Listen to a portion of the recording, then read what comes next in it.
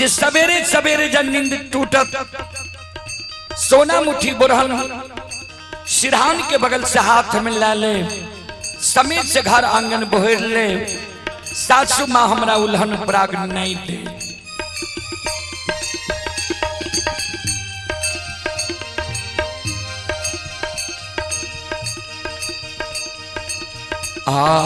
ये भेले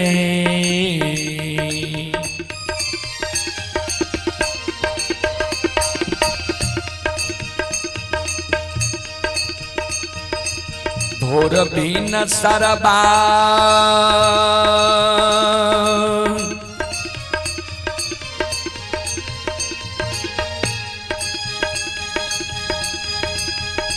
हे यो बाबू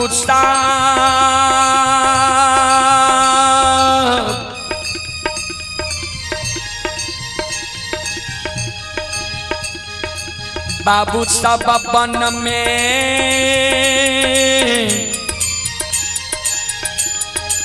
बोले छे। इधर आइए इधर आइए। कोयलिया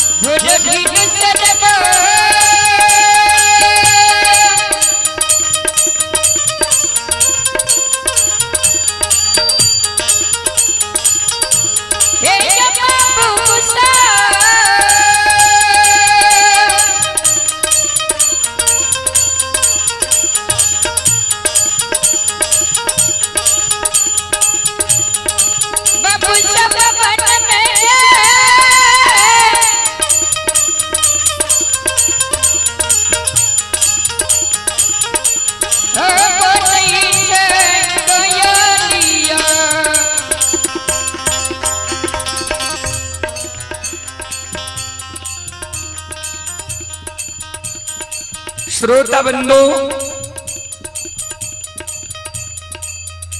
अरे भाई कहां से झुमिल मार रहा है?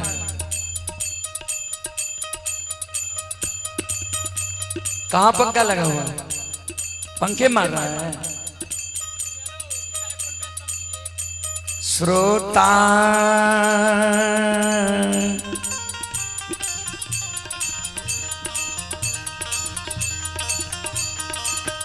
भगवान यो पंखा का आवाज अच्छा से हवा यहाँ पहुंच नहीं रहा है, वो मिल मार रहा है, उसको ठीक कीजिए। उसको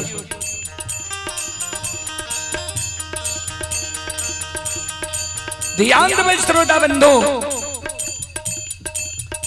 जहिना भिनसार होय छै, ब्रह्म मुहूर्त आबै छै, 3 बजे रात्रि से बाद के समय के और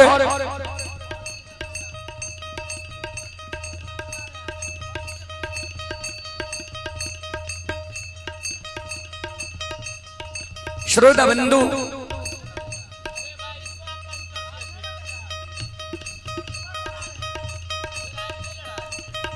तीन बजे रात्रि से बाद के समय के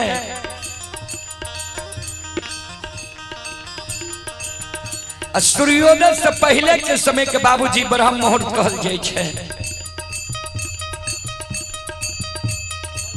जहिना भिनसार होइए ब्रह्म मुहूर्त आबैए, कोयल बोले लगे, श्रोता सज्जन वृंद, माँ बहन बाबू भैया सब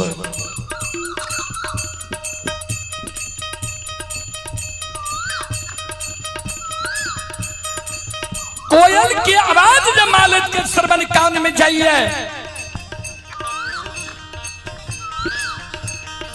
मालत के नींद टूट जाय छे।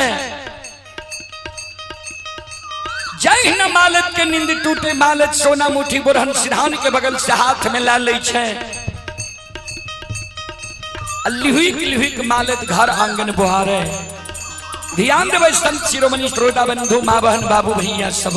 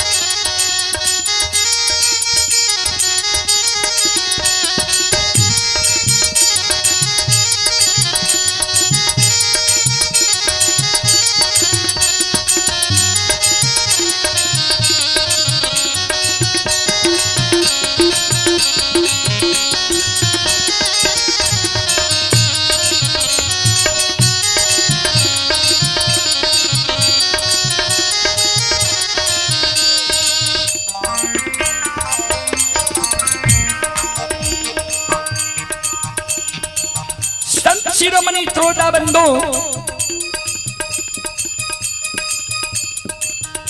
जय न मालत के नींद टूटे, मालत सोना मुठी बुरहन सिरहान के बगल से हाथ में ला ले छे। लिहुक मालत घर आंगन बुहारे।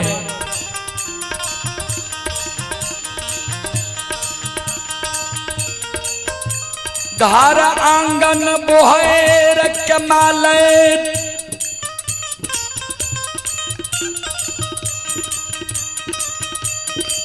बोटरन के डेरिया पर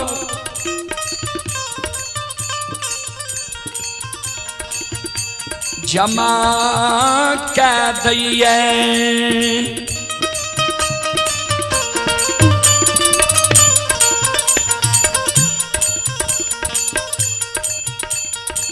जय न मालत घर आंगन बोहर के डेरिया पर जमा करे छे, बोटरन के कुरी लगबै छे। तक में मालत के सास जी यानी बूढ़ी माँ के नींद टूट जाय छे। मालत के सास जी जे आंगन आवे, आंगन में देखे मालत के व्यवहार, मालत के लक्ष्य निदान के उल्हन प्राप्त है। मालत के कहे गे धोची गे अलछैया,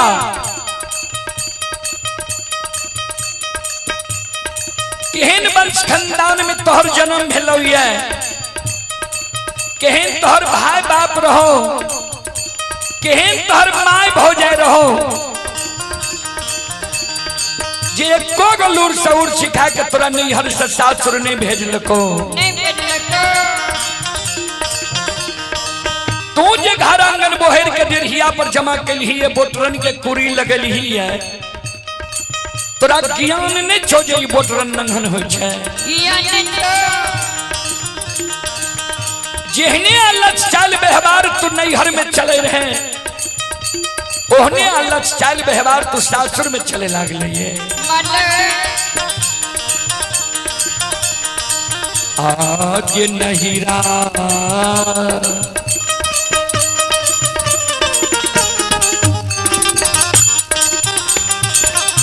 बोलते देखो तो कि छैल बिकरल छ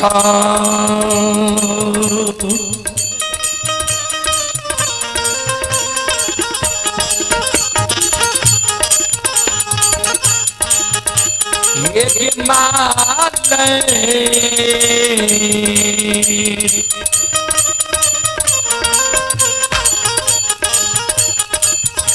गई पुत्र ससुरबा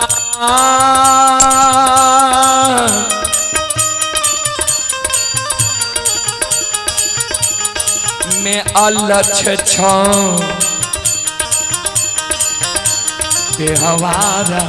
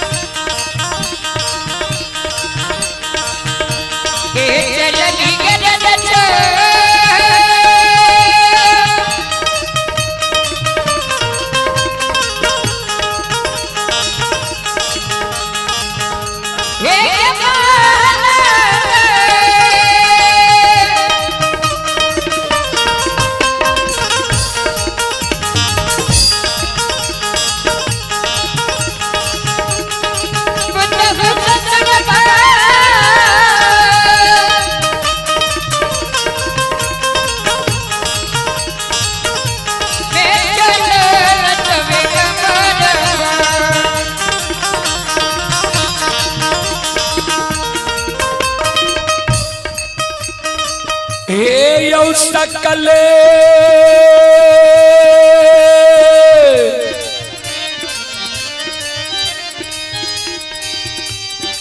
समाज बाबा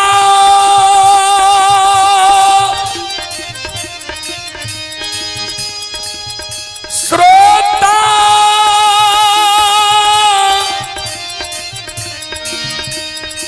भगवान यो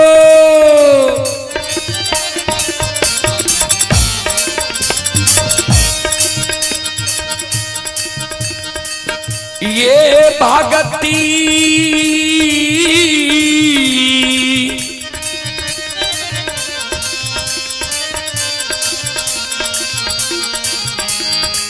सुने वाली बरमोतरा ग्राम के देवी तुल माँ पानसा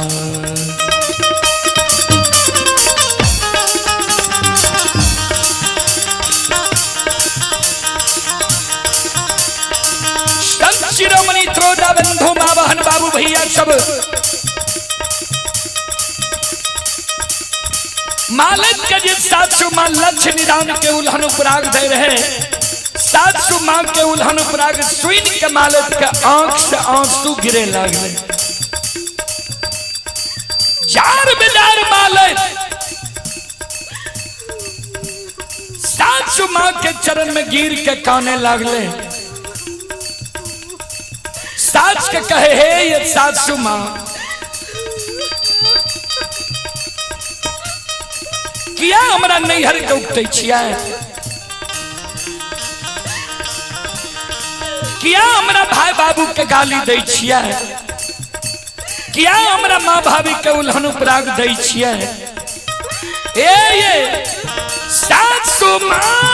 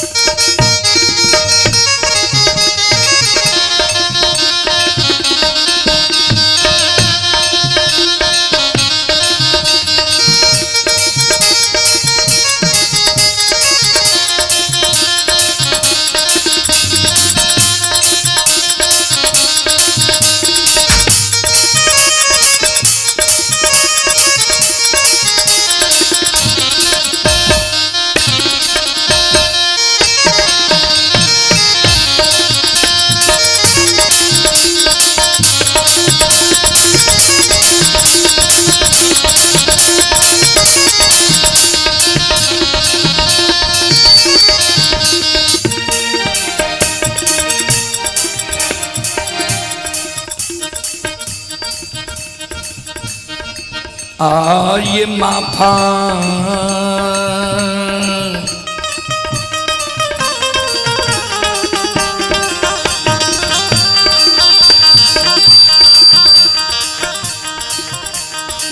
करियो माफा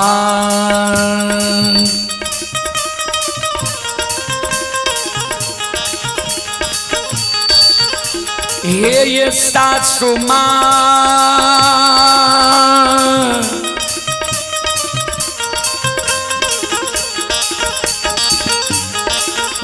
ये माता जी करोरा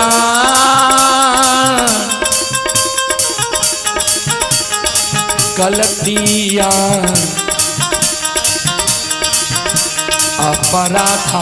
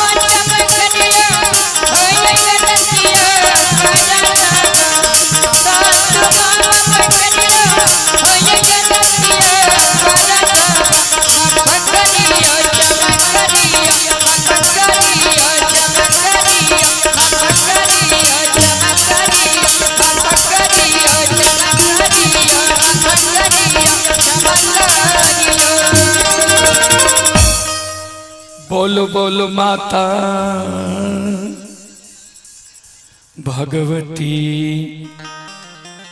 महारानी की श्री दाता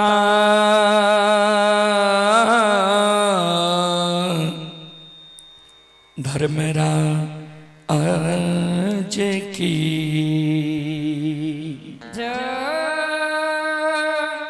संत शिरोमणि श्रोता बंधु माँ बहन बाबू भैया सब आइए अभी जो यह कार्यक्रम चल रहा है यह कार्यक्रम Rudal Panjiyar YouTube channel Rudal Panjiyar Facebook page Maithili hits Bhagat channel पर यह कार्यक्रम अभी लाइव चल रहा है जो देश विदेश तक का लोग यह कार्यक्रम का अभी लुत्फ उठा रहे हैं। उसी कड़ी में आप हैं विभूति पासवान जी उदयपुर परबत्ता जिला खगड़िया के निवासी हैं। 21 रुपए के पुरस्कार आए हैं। सविंद्र कुमार यादव जी पिपराही थाना लोकही जिला मधुबनी के निवासी हैं। 21 रुपए के पुरस्कार आए हैं। रविंदर शाह नौवा बाखर हटनी जिला मधुबनी के निवासी हैं। 11 रुपए के पुरस्कार आए हैं। बेचन कुमार यादव श्रद्धालु ग्राम सितवाहा प्रमुख टोला थाना सलखुआ बाजार जिला सहरसा के निवासी हैं। 11 रुपए की पुरस्कार आए हैं। और आप हैं मनोज कुमार यादव डीलर साहब खजूरी मनोज कुमार यादव डीलर साहब खजूरी की ओर से श्रद्धा के साथ बड़े उदार दिल से शानदार 101 रुपए के पुरस्कार ऑनलाइन फोन पे के द्वारा आए हैं। श्रद्धालु को बहुत बहुत धन्यवाद, लाख लाख शुक्रिया, बहुत बहुत साधुवाद। जय हो दानी श्रद्धालु की जय हो, उनके समस्त परिवार की जय हो।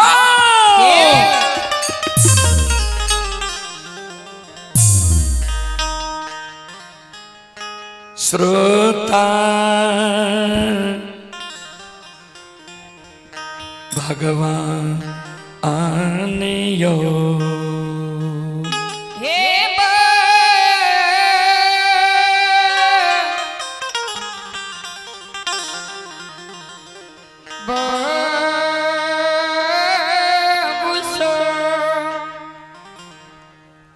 मानव के जब गरीबी रही छई, गरीबी में मानव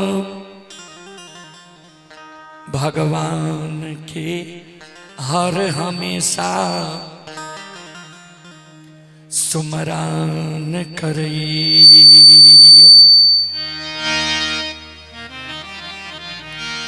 गरीबी में मानव हर हमेशा भगवान के स्मरण करे छे, सुमरण करे छे। कवि लिखलखिनिए संत शिरोमणि श्रोता बंधु माँ बहन बाबू भैया सब, सुख में सुमरन दुख में सुमरन सब करे, सुख में करे न को,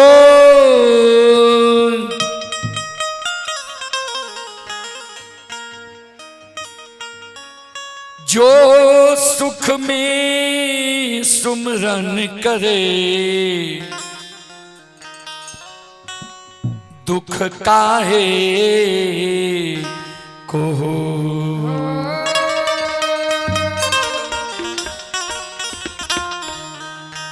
दुख में सुमरन सब करे, दुख में सब भगवान का स्मरण करे छे, सुमरन करे छे। सुख जे आवे छे, सुख में भगवान के भूल जाए। वह समान एक भक्त गरीबों में महागरीब बाबा अंदू मुकमा नगरी में रहे। मो बाबा अंदू के भगवान कोई चीज के कमी नहीं राखल के मुकमा नगरी में। श्रोता बंधु आइए, ये अनमोल बाबू घर ये बरमोत्रा की ओर से शानदार 51 रुपए की पुरस्कार आए हैं। श्रद्धालु को बहुत बहुत धन्यवाद, लाख लाख शुक्रिया। और हमारे यज्ञकर्ता महोदय श्री सुरेंद्र प्रसाद यादव, हमारे यज्ञकर्ता महोदय श्री सुरेंद्र प्रसाद यादव की ओर से श्रद्धा के साथ बड़े उदार दिल से शानदार 251 रुपए की आशीर्वाद हमारे मंडली के लिए आए हैं। एक बार यज्ञकर्ता महोदय श्री सुरेंद्र बाबू के नाम पर जोरदार ताली हो जाए।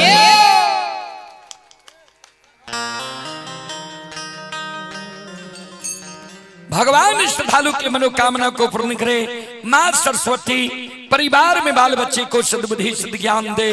बाबा भोले भंडारी भंडार को भरे रखे। जय हो दानी श्रद्धालु की जय हो, जय हो दानी श्रद्धालु के समस्त परिवार की जय हो।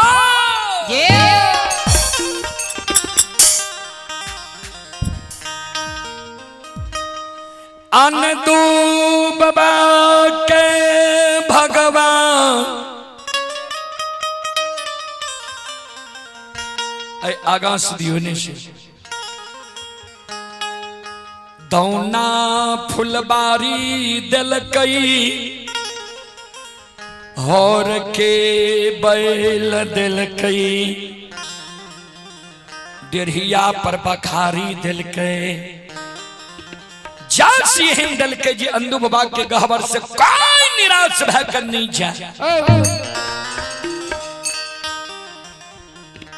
बाबूजी मानव के जो संपत्ति होई छै ने, सुख दुख में तो भगवान के हर पल याद आवे छे, लेकिन सुख में धीरे धीरे नाम भूल जाए छे। श्रोता बंधु माँ बहन बाबू भैया सब ध्यान दे।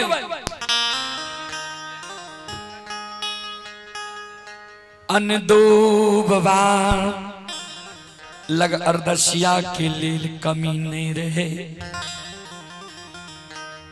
लेकिन अर्दसिया अंदुबा के गहबर आवे। अंदुबा दौना फुलबारी कमावे, दौना फुलबारी के पटावे। अर्दसिया सबके दू बज जाए समय, अर्दसिया सब जाए बोलावे ले। अंदु बाबा के लोभ घेर लेलके। अंदु बाबा कहे एगो कियारी के कमा दियो तब चलबे। हमरो ने पार पर परिवार छे, एगो कियारी के पटा दियो तब चलबे। धीरे धीरे धर्म के प्रति आस्था कमी हुए लगे। तो भगवान भाग के जब दै छै त छप्पर फाड़ के भाग के नीति गड़बड़ भए जाय छै, ओइ भाग से छीन लै छै थप्पड़ मार के।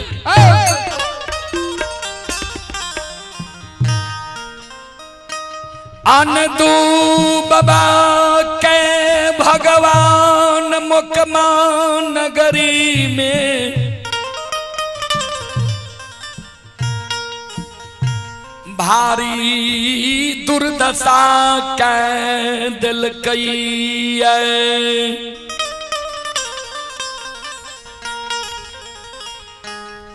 दौना फुलबारी के सुखा दिल कई।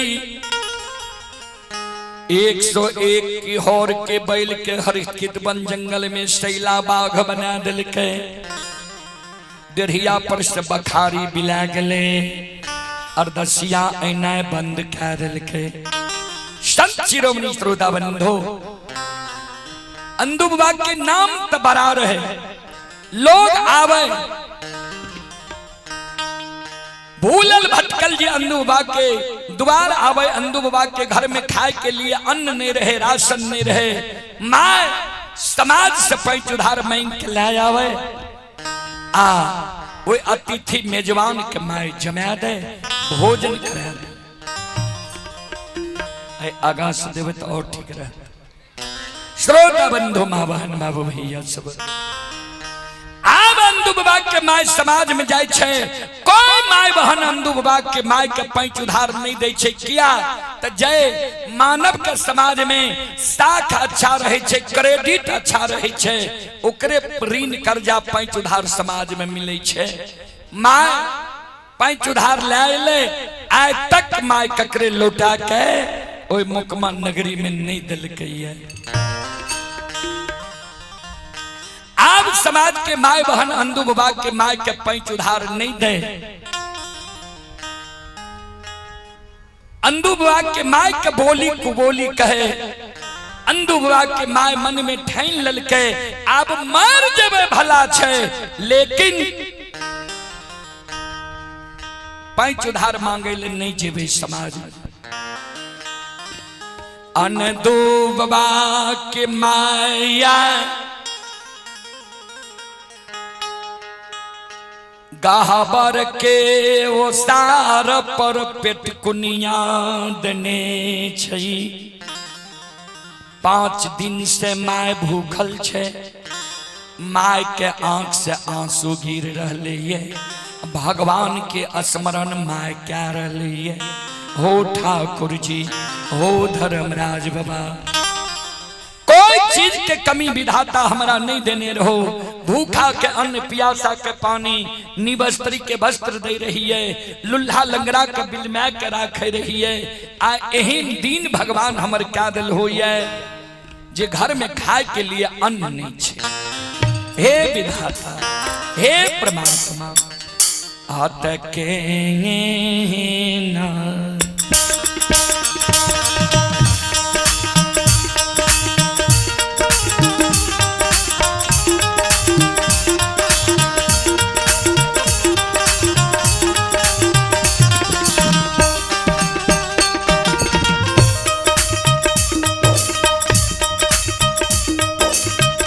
लीलाधारी हो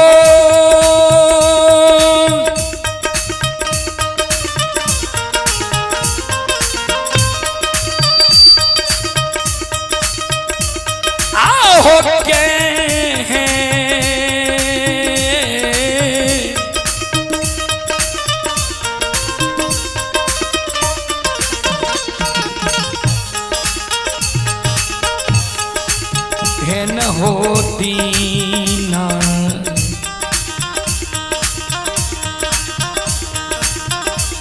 ये हो कैल हो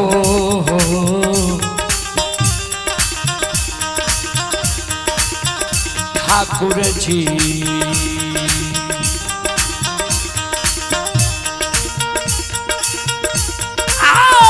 हमर मौका ना हो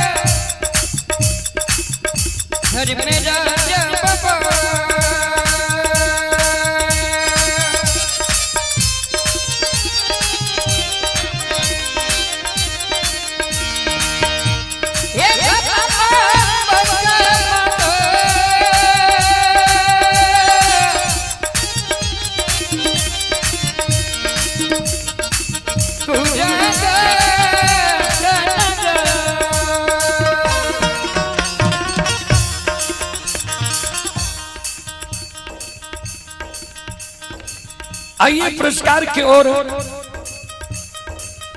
आप ही सरिता देवी श्रद्धालु की ओर से ऑनलाइन फोन पे के द्वारा 21 रुपए की पुरस्कार आए हैं।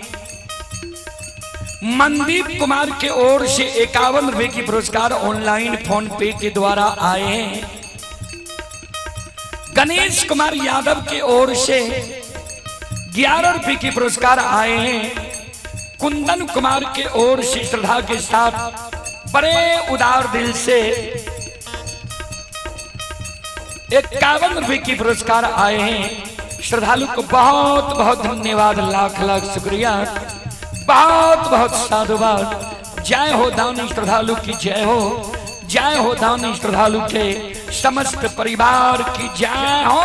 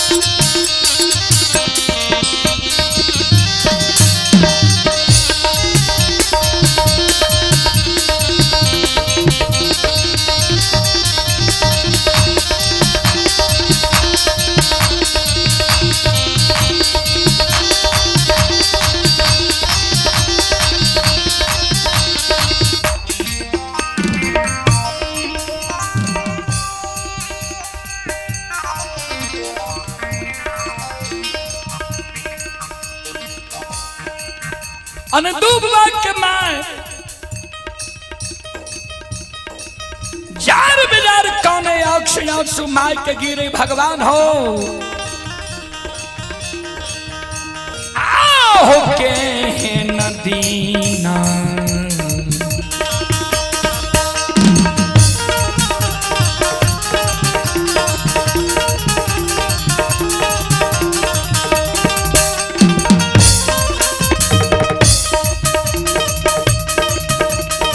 लीलाधारी हो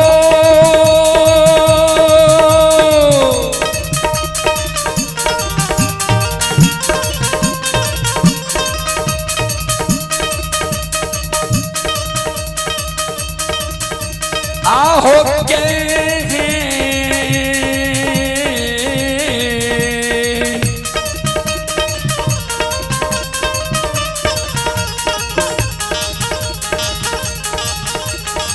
हे नदीना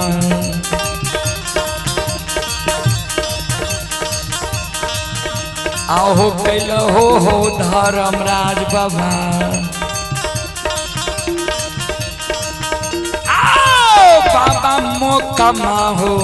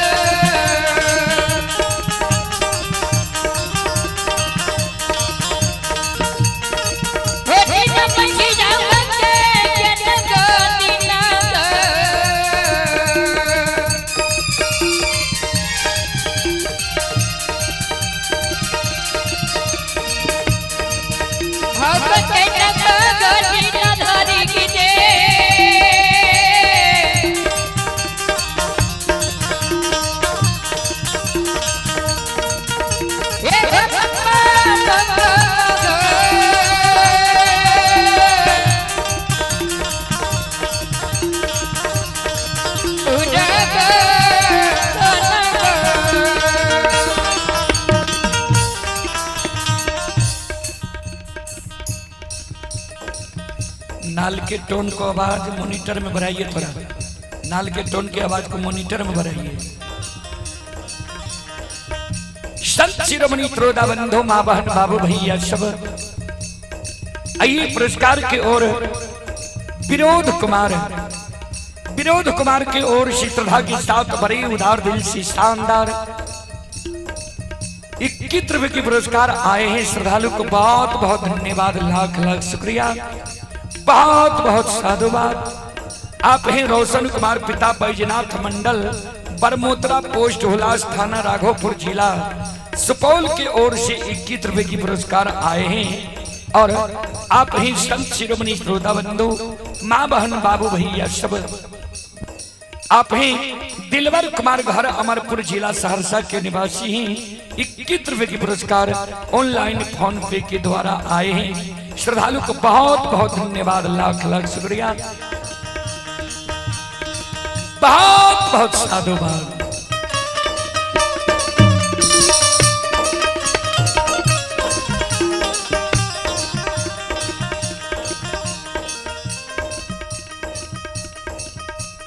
आयन दो बाबा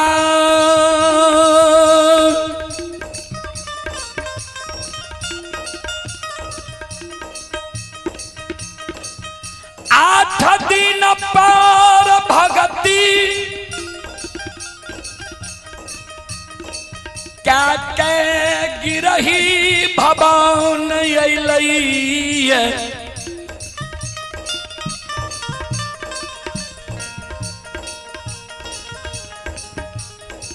अनदुबा आवाज लगावे द्वार पर से, माई गे माई। माई तक कौन नहीं रहे, क्या तो 5 दिन से माई अन्न के कारण भूखी रहे। अंदुबा आंगन गले, माई के आंख में आंसू देख लगे। माई के कहे, माई तू कौने किया छी, की भेलो तोरा।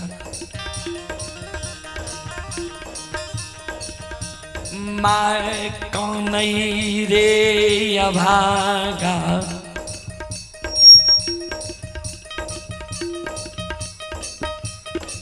हीरे केहन कुल कलंकी,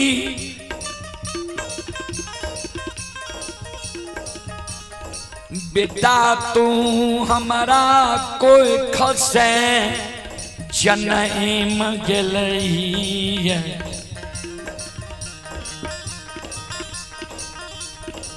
ये कोई चीज के कमी भगवान नहीं देने रहे। दौना फुलवारी हौर के बैल डेढ़िया पर बखारी, अरदसिया के लेल दरबार में कमी नहीं रहे। कौन पाप अभागा तू कही, जे दौना फुलवारी सूख गले, हर के बैल हर खित बन जंगल में जाके सैला बाग रह गले, डेढ़िया पर से बखारी बिला गले। रे अभागा, रे निर्दयी, रे दुश्मन।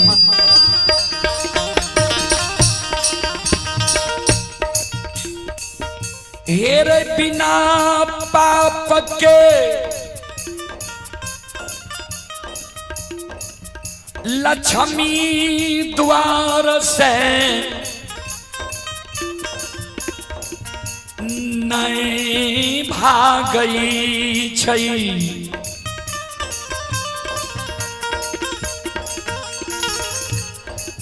बिना पाप के लक्ष्मी द्वार से नहीं भागई छे। रे अभागा, रे निर्दयी, कि केकर चास बास तू आह दिलही है, केकरा बेटी पुतोह के सुंदर देख के मचैल गली आह दिलही है, जे निर्धान बन गली है ये मुकमा नगरी में।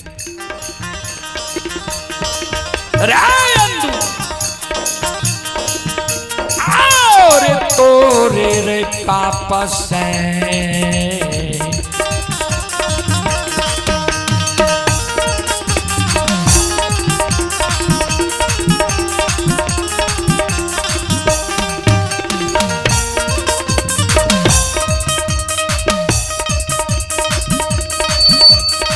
रे दुश्मन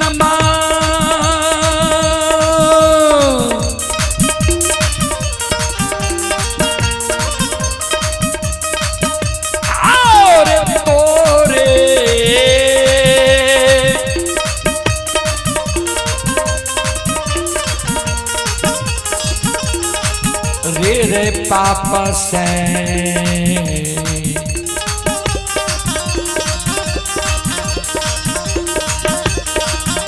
हीरे सुखलई रे बेटायन दू।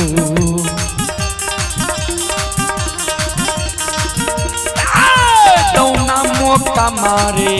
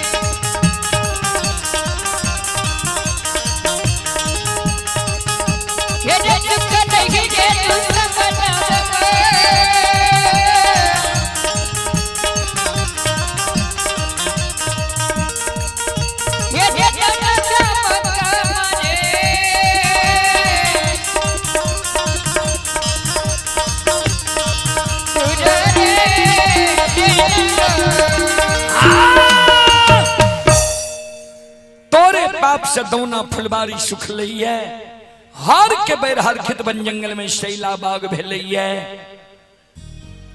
आ अर्दशिया इन्हें द्वार त्याग दिल कहिए। श्रोत बंधु माँ बहन बाबू भैया सब चले पुरस्कार की ओर। श्रोत सज्जन वृंद माँ बहन बाबू भैया सब आप हैं। श्रोत सज्जन वृंद सरिता ये नीतीश कुमार जी की ओर से 21 रुपए की पुरस्कार ऑनलाइन फोन पे के द्वारा आए। श्रद्धालु को बहुत बहुत धन्यवाद, लाख लाख शुक्रिया, बहुत बहुत साधुवाद। और आप हैं उमेश यादव जी की ओर से 21 रुपए की पुरस्कार आए हैं। सचिन कुमार जी की ओर से 51 रुपए की पुरस्कार ऑनलाइन फोन पे के द्वारा आए हैं। ये सचिन कुमार बेलवारा कोसी बांध वार्ड नंबर 6 के निवासी हैं। श्रद्धालु को बहुत बहुत धन्यवाद, बहुत बहुत साधुवाद। और ये श्रद्धालु मसूरी से यह कार्यक्रम लाइव देख रहे हैं। श्रद्धालु को बहुत बहुत धन्यवाद, बहुत बहुत साधुवाद। और आप हैं संत शिरोमणि श्रोता बंधु माँ बहन बाबू भैया सब विजेंद्र कुमार मंडल शिक्षक, विजेंद्र कुमार मंडल शिक्षक बरमोत्रा वार्ड नंबर 6 की ओर से 51 रुपए की पुरस्कार आए हैं। और आप हैं मुशहरु यादव की धर्म पत्नी कमला देवी बरमोत्रा हुलास 51 रुपए की पुरस्कार आए हैं। ललन कुमार यादव सौराजान सिमरबन्नी वार्ड नंबर 12 की ओर से 101 रुपए की पुरस्कार आए हैं। श्रद्धालु को बहुत बहुत धन्यवाद, लाख लाख शुक्रिया, बहुत बहुत साधुवाद। जय हो दानी श्रद्धालु की जय हो, उनके समस्त परिवार की जय हो। अइला से बकिया बाबा तोहरे दोवरिया हो बाबा। और भाई इसका आवाज बढ़ाइए नहीं।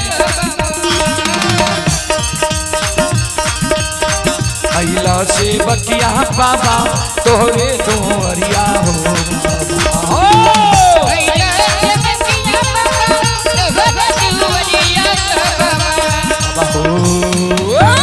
सेवक के मन के मनोरथ बाबा हो, सेवक के मन के मनोरथ बाबा हो, सेवक के भगत बुझ गई बाबा। तोहरे दोहरिया अइला पूजरिया हो, तोहरे दोहरिया अइला पूजरिया हो। एक बेरा फेरी हो सेवक पर नाजरिया हो, एक बेरा फेरी हो सेवक पर नाजरिया हो। से ऐता सेवक तोहरे दोहरिया हो बाबा। तेरे ऐता सेवक तोहरे दोहरिया हो बाबा। से ऐता सेवक तोहरे दोहरिया हो बाबा।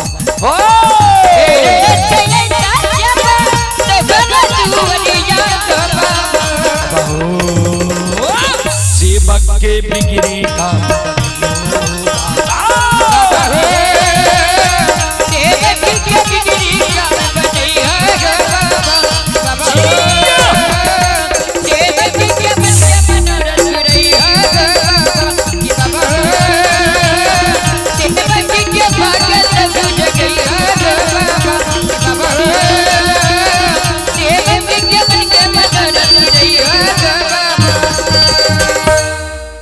बोल बोल सच्चे दरबार की। श्रोता बंधो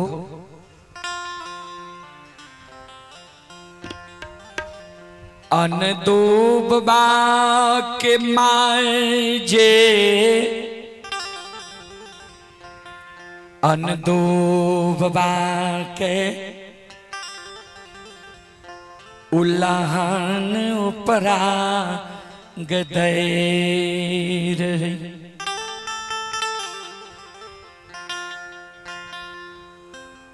माय के शब्द सुई नयन दू बाबा के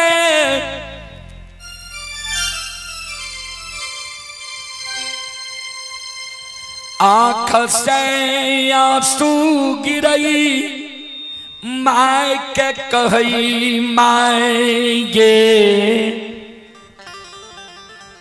हमरा जे तू कलंक लगबै छै उल्हन उपराग दै छै माय ई कलंक जब तू हमरा बाल अवस्था में देती ही समाज के लोग जानती है समाज के लोग बालापन जान के हमरा वो दोनों पिन में को देने चाहिए ओकरा बंद कर दियो माय समाज के लोग वो बालापन जान के बात के अमल नहीं करती है।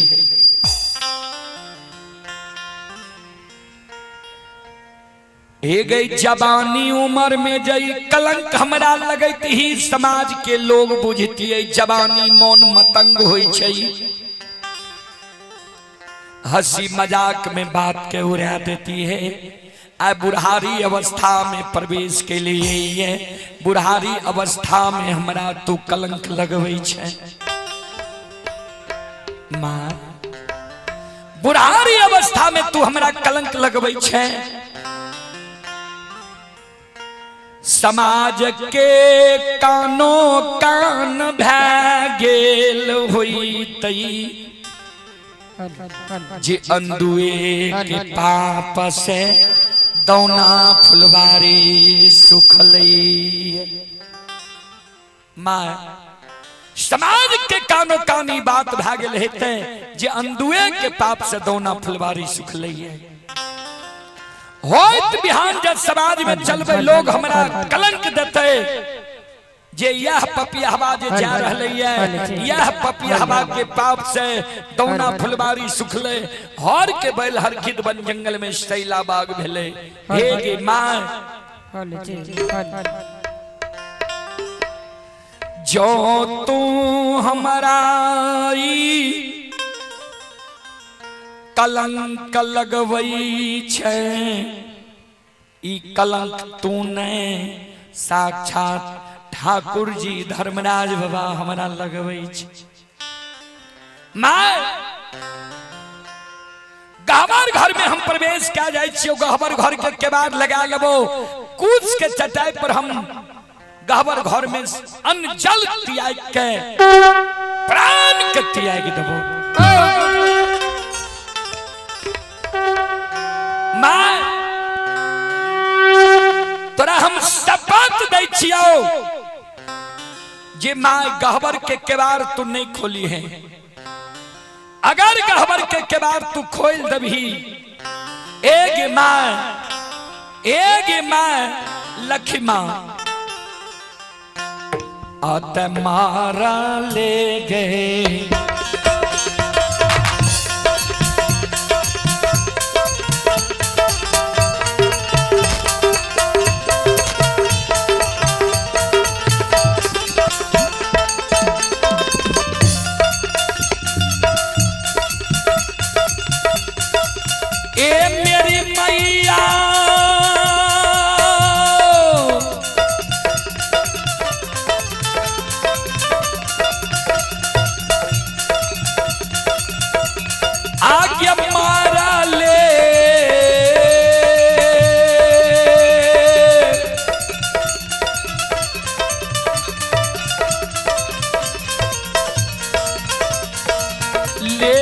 मालिया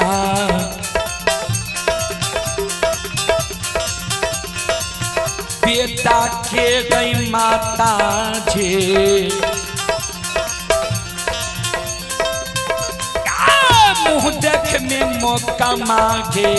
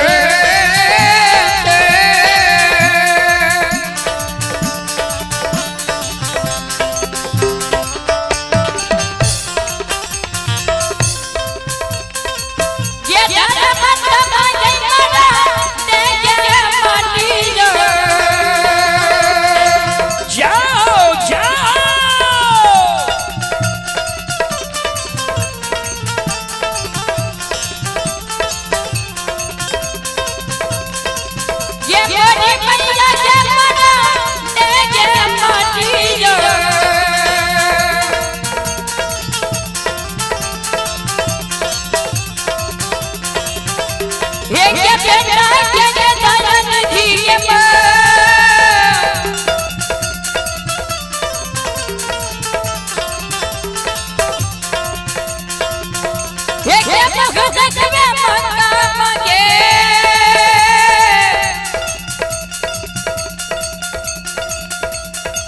पूरेंगे ये नगर।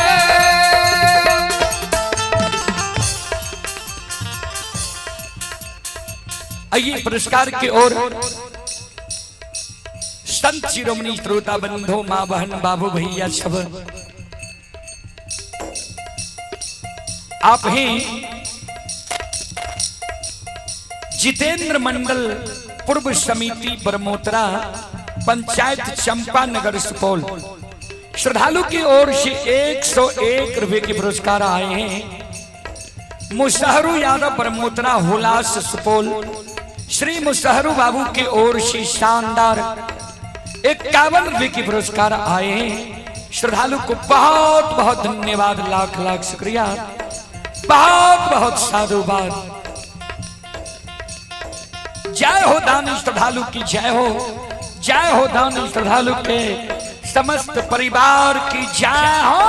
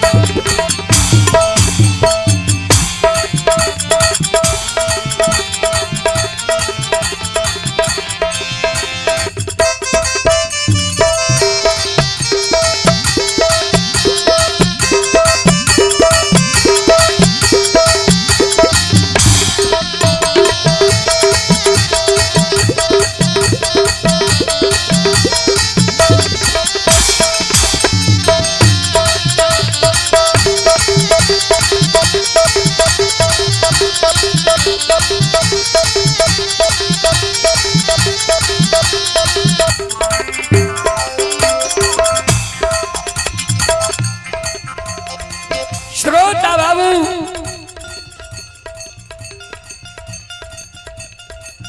माई के शब्द सुन के अंदुबा गहबर घर में केबार लगा लेलकै जे आब हम प्राण के त्याग देबो गहबर घर में ठाकुर जी के दरबार में,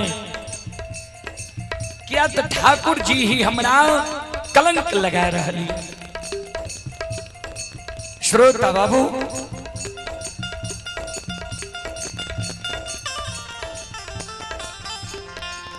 अन तू बाबा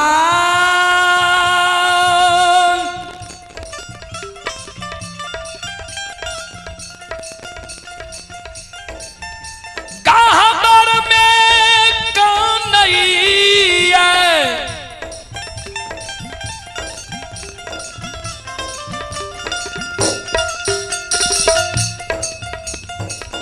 अन तू बाबा के मैं गहबर के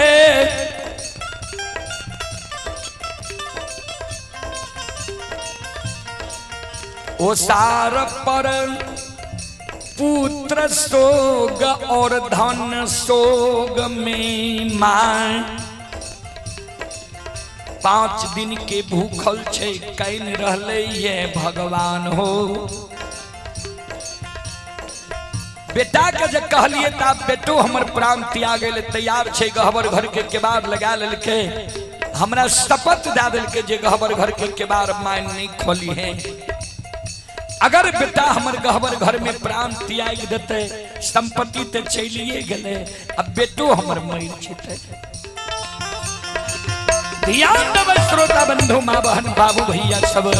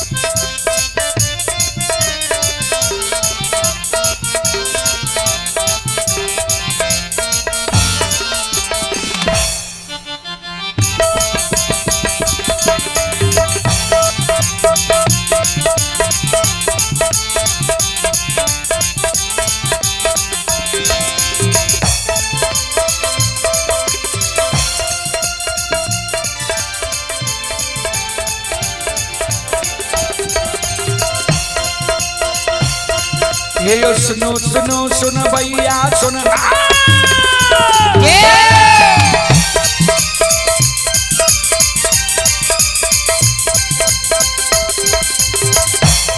ये यो सुनो सुनो सुन भैया सुन भै योग भैया पज भैया सुन भै। आइए माँ बहना ये ध्यान से सुन भै। आइए धर्म की बात प्रेम से सुन भै। मालिक की लीला के सुन भै। बरबर लीला गोसाएं रचल माया लगल कैरास रचल का।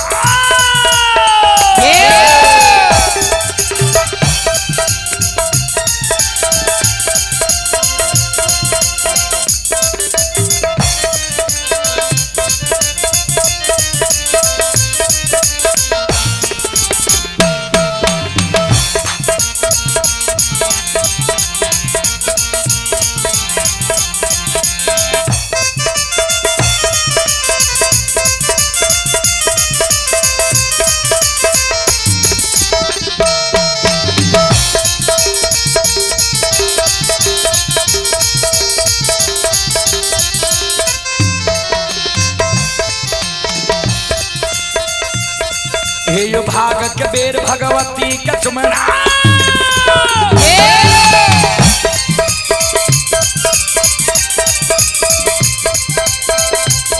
हे यो भाग के बेर भगवती के चुमरा सदा भवानी जगदम्बा के सुमेरा। हे यो ज्ञान दे भैया गुरु बाबा के सुमेरा। आइए विद्या के दाता सरस्वती के स्मरण। गौरी की पुत्री गणेश के स्मरण। उमापति यो महादेव के स्मरण। सारे जो वीर पवन सुत के स्मरण। दुर्गा काली महाकाली के स्मरण। सभा के बीच धर्मराज के स्मरण।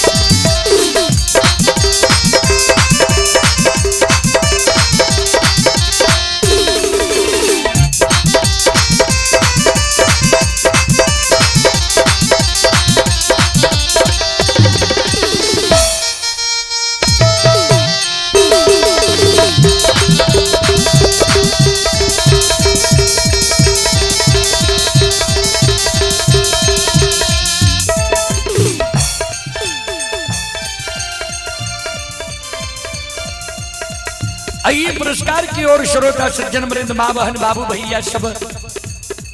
आप हैं श्री सुरेंद्र प्रसाद यादव के धर्म पत्नी श्रीमती मंजू देवी यज्ञकर्ता परमोत्तरा वार्ड नंबर 6।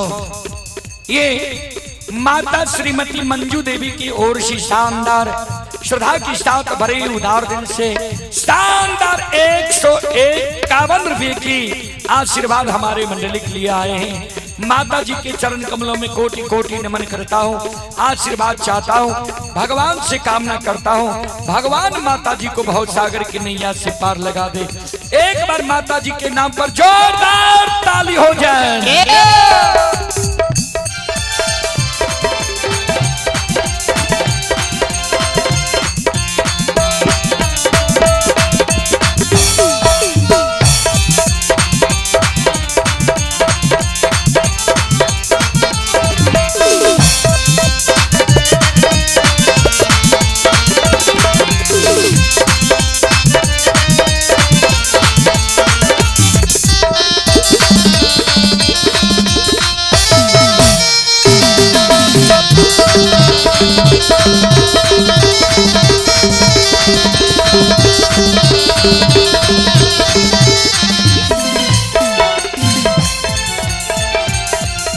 हो भला बाबा भंडार का भैरी ये थी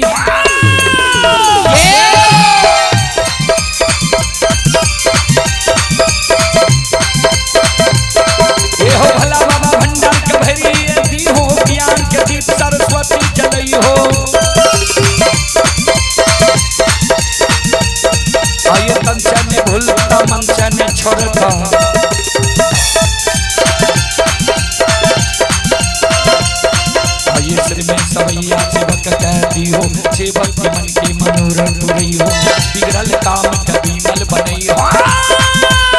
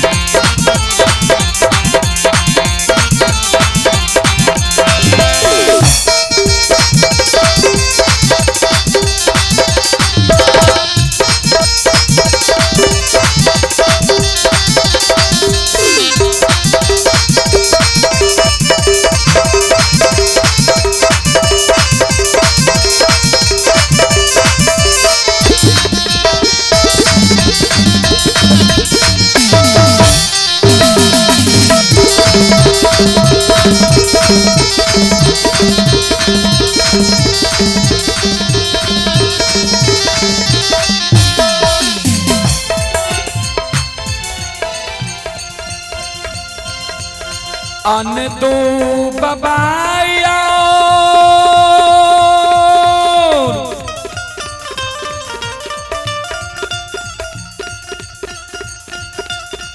अन दो बाबा के माय के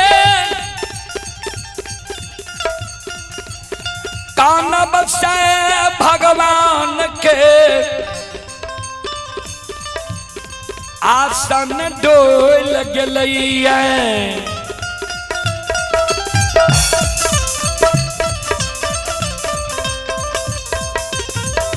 ठाकुर जी धर्मराज बाबा बजरंगबली के कहे बजरंगबलियो माया का विस्तार करियो हे ध्वजाधारी बजरंगबली माया के विस्तार करियो आपन रूप के छोड़ दियो संत के रूप धारण करियो संत के रूप धारण करके चलू अंधु के द्वार अंधु के कष्ट और दुख के हेर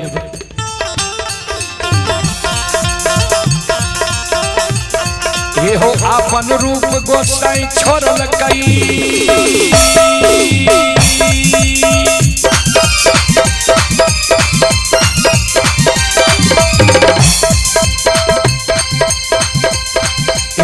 अपन रूप गोसाई छोड़ल कई संत के रूप धारण कैल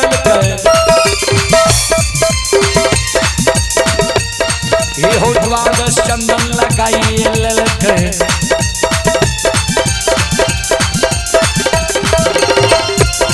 ये हो अंग में बहुत निर्मय झुनकी लागल खराम झुनकी लागल छरी लाल मुखमा पूर्ति बात धरल सुनो सुनो सुनवैया सुनो माँ बहना पर मुद्रा के सोन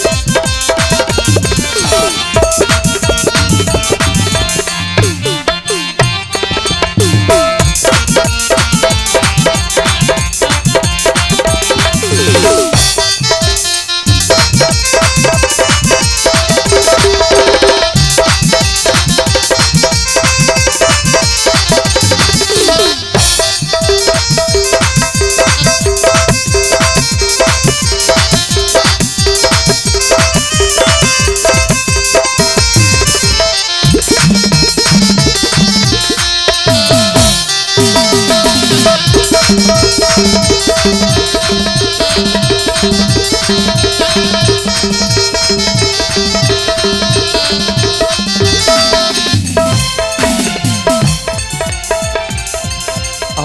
धर्म की।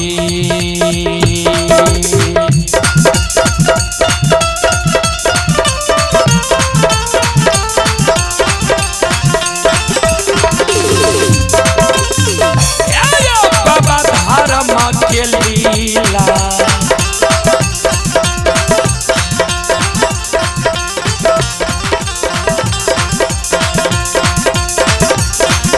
अपार छयो समाज बाबा ये यो छलै दुनिया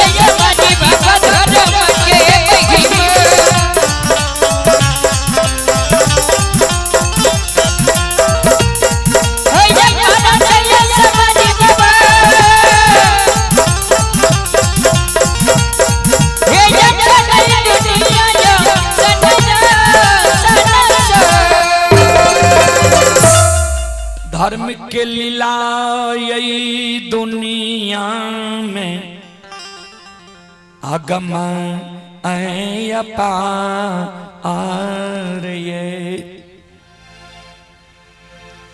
धर्म के लीला आगम अपार कोई पावे न पार गुण गावे हजार भाग करे जय जयकार। संत शिरोमणि श्रोता बंधु माँ बहन बाबू भैया सब चले पुरस्कार की ओर। आप हैं रूबी कुमारी की ओर से श्रद्धा के साथ बड़े उदार दिल से शानदार 21 रुपए की पुरस्कार आए हैं।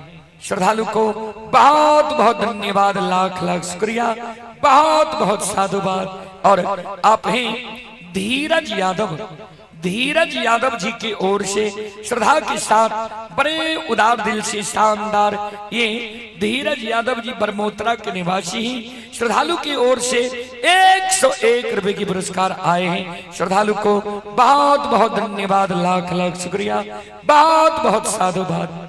अमित कुमार की ओर से 11 रुपए के पुरस्कार आए हैं। पवन कुमार शाह की ओर से 21 रुपए के पुरस्कार आए हैं। और उमेश यादव जी की ओर से शानदार 21 रुपए की पुरस्कार आए हैं। श्रद्धालु को बहुत बहुत धन्यवाद, लाख लाख शुक्रिया।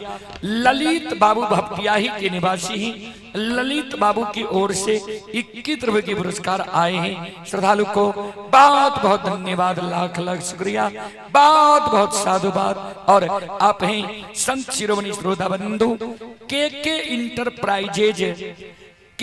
इंटरप्राइजेज बसनिया लोकहा मधुबनी प्रोपराइटर पवन कुमार शाह जी की ओर से 21 रुपए की पुरस्कार ऑनलाइन फोन पे के द्वारा आए हैं। श्रद्धालु को बहुत बहुत धन्यवाद, लाख लाख शुक्रिया, बहुत बहुत साधुवाद। जय हो दानी श्रद्धालु की जय हो, उनके समस्त परिवार की जय हो।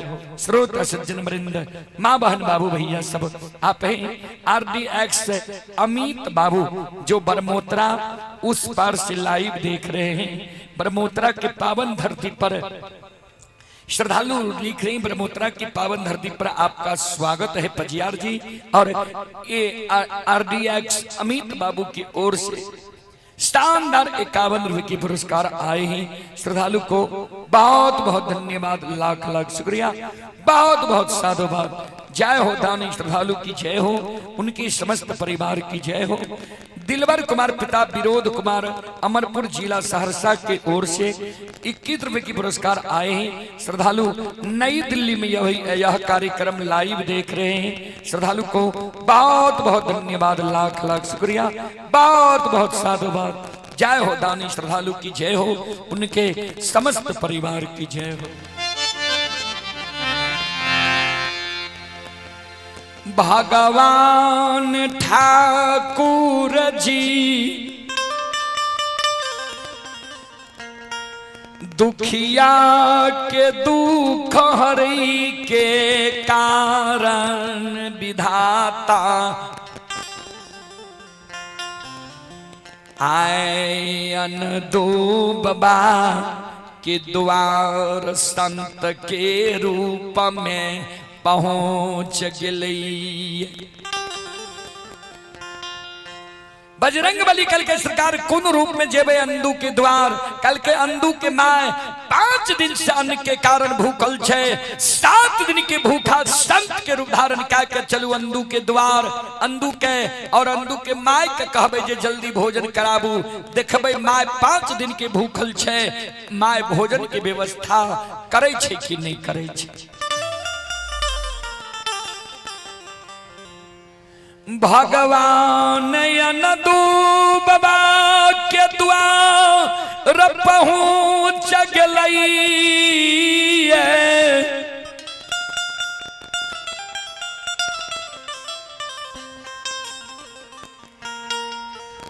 करिया कमल के आसान बजरंग बली लगा दिल कई है। धर्मराज बाबा बजरंग बली के कल के बजरंग बली आवाज जल लगेबे तब न जानते गृह पैत जे हमरा द्वार कियो अइली है।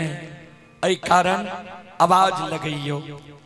श्रोता बाबू बजरंग बली कल के सरकार कौन आवाज से शोर पारवे। कल के 7 दिन 5 दिन के भूखल अंदू के माय छे। एकरा घर में खाए के लिए राशन सीधा नहीं छे। देखा एकरा छप्पर पर खोर ने, डेढ़िया पर टाट ने, सूते के लिए चटाई ने। अगर अंदू भगत बाबा नाम से शोर पारभन समझ जेते जे अगल बगल के कोई लोग छिए। एहि कारण अंदुदानी नाम से शोर पारह जे दोनों माय पुत समझते जे दूर दराज के लोग छिए, हमरा समय से एकरा परिचित नहीं छे। बजरंग बली आवाज लगावे, ए अंदुदानी बाबू, ए अंदुदानी बाबू, घर छिए आंगन छिए, घर आंगन से बाहर होबू, द्वार पर आबू। बहुत दूर से अपने के द्वार एलो ये।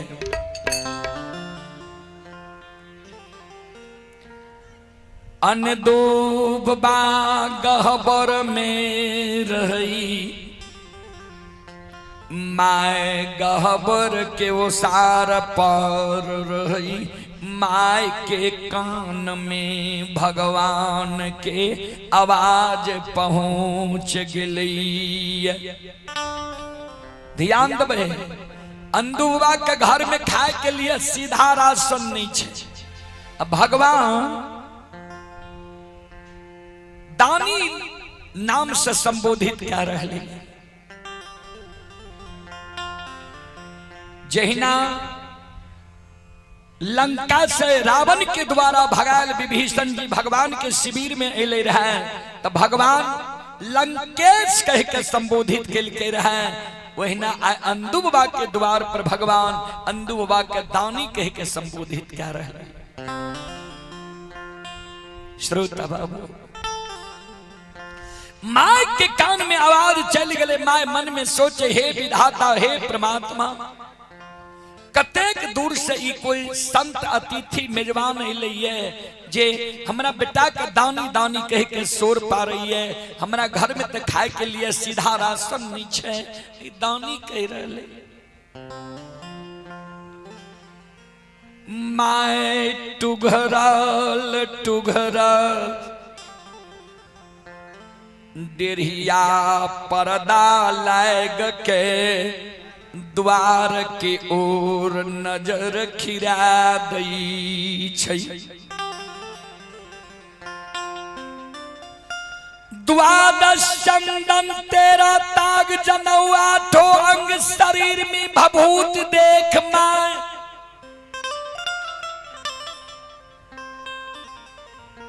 मन में सोचई छै साधारण संत हमरा द्वार पर नहीं अइलैया। माय दौड़ के जाय छै एक लोटा जल ले छै त जल लेने थर थर कांपल माय आबै छै जल के राख दे छै भगवान के आगे में। माय दोनों कर जोड़ के प्रणाम करे छे बाबा चरण पखारियो कौन आशा से हमरा द्वार एलिए है कौन आशा से हमरा द्वार एलिए ये बाबा। धर्मराज बाबा बजरंग बली के कल के बजरंग बली माय के बता दियो कौन आशा से इनका द्वार एलिए। बजरंग बली कल के माता राम सुनो 7 दिन हमारा बाट में बीत गलैये 8म दिन उपास ले यहाँ के द्वार हम अइलौं।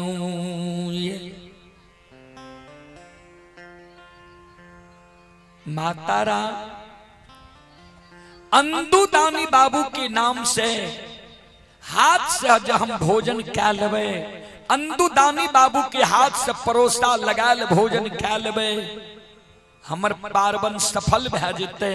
7 दिन से जे उपासल छिए हमर व्रत सफल भए जेते। माता राम हम अनुमान लगेलो यहाँ अंदू बाबू के माय छिए कल के हाँ बाबा कल के माय तो विलंब नहीं करी। अंदू बाबू के बोले अंदू बाबू यहाँ भोजन बना दियो अंदू बाबू के कही परोसा लगा के हमरा दोनों संत के भोजन करा देते। माँ 7 दिन कते भले यहाँ जाने छी भगवान क्या कहे जे यहाँ जाने छिए 5 दिन के भूखल माय भी छै। माय जाने छे जे 5 दिन से हम भूखल छी अन्न के कारण आत्मा व्याकुल छे। माय मन में सोचे 5 दिन से हम भूखल छिए हमरा आत्मा व्याकुल छे 7 दिन के भूखल संत कोना अभी तक जीवित छे। भगवान आवाज लगावे माता राम जो हमरा दोनों संत के प्राण बचे नहीं है ताकि छूए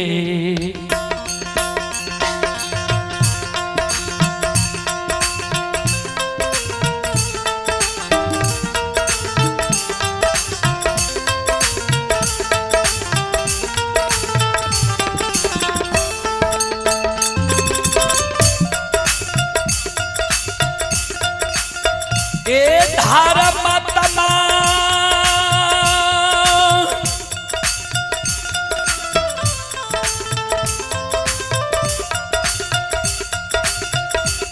आय की छू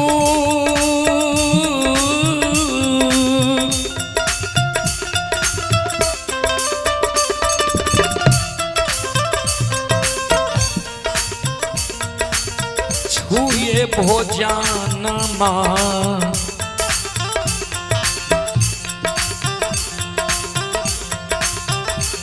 ये कराइए दियो ये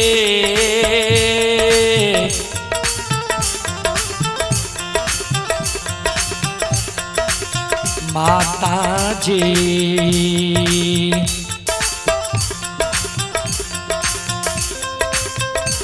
ये हमारा मौका माये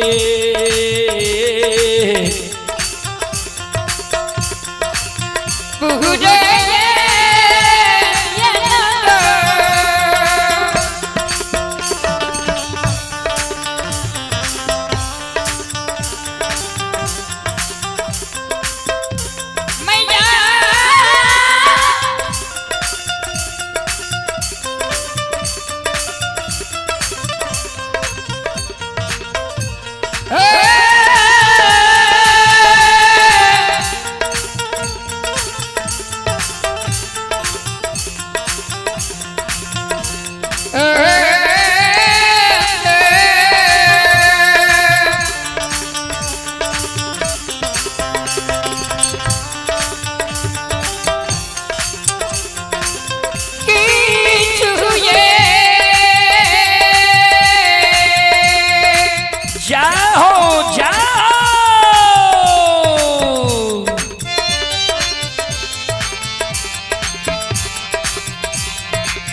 हे ये माता की छुए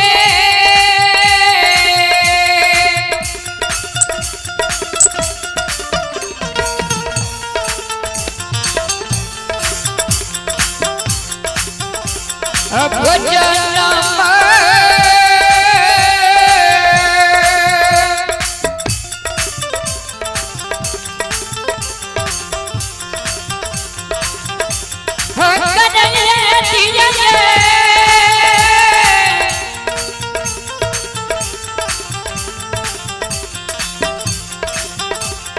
ये माता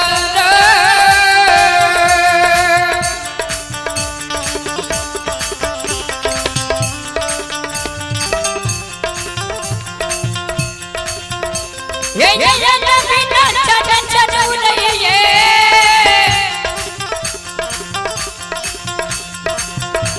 ये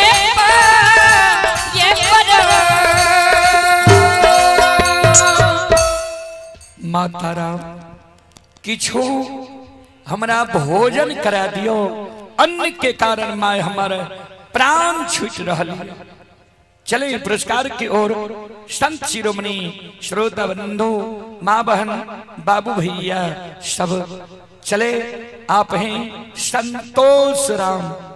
संतोष राम ये अरविंद सादा की सुपुत्री क्रांति कुमारी की ओर से 21 रुपए की पुरस्कार आए हैं।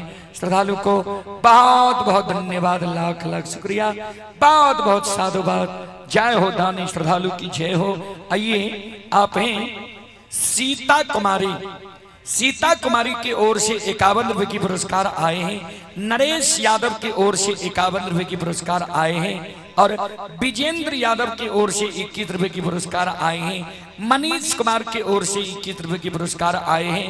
पप्पू कुमार की ओर से 101 रुपए की पुरस्कार आए हैं। श्रद्धालु को बहुत बहुत धन्यवाद, लाख लाख शुक्रिया, बहुत बहुत साधुवाद। और आप हैं संत शिरोमणि श्रोता बंधु माँ बहन बाबू भैया सब। उत्सव बाबू राजनंदिनी यादव, माँ अनिला देवी, पिता अशोक यादव, ग्राम बरमोत्रा, पंचायत चंपा नगर सुपौल।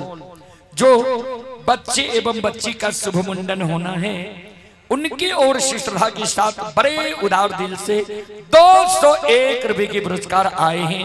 एक बार बच्चे व बच्ची दोनों भाई बहन के नाम पर जोरदार ताली हो जाए। बच्चे और बच्ची को हमारे मंडली की ओर से शुभ आशीर्वाद। शंभू यादव बरमोत्रा, उनके सुपुत्र आयुष कुमार व आदित्य कुमार की ओर से 251 रुपए की पुरस्कार आए हैं। श्रद्धालु को बहुत बहुत धन्यवाद, लाख लाख शुक्रिया, बहुत बहुत साधुवाद। जय हो दानी श्रद्धालु की जय हो, जय हो दानी श्रद्धालु के समस्त परिवार की जय हो।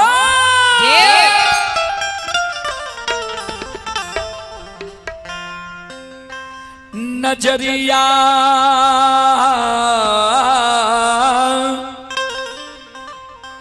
खोलो हो बाबा,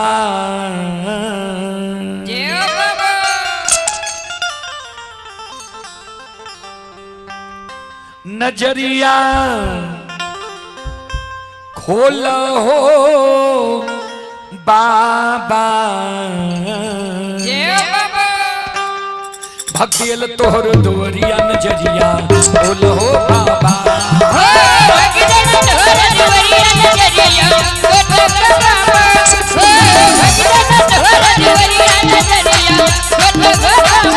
नजरिया खोलो हो बाबा, नजरिया खोलो हो बाबा, भकेल तोहर दुवरिया नजरिया खोलो हो बाबा,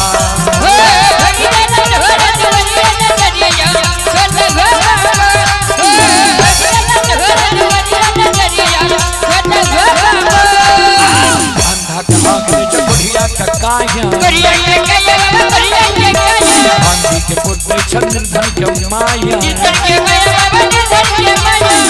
के आंख देखो बुढ़िया का काया, आंधी के पुत्र चंद्रधन के माया, मन के मनोरथ पुरावा,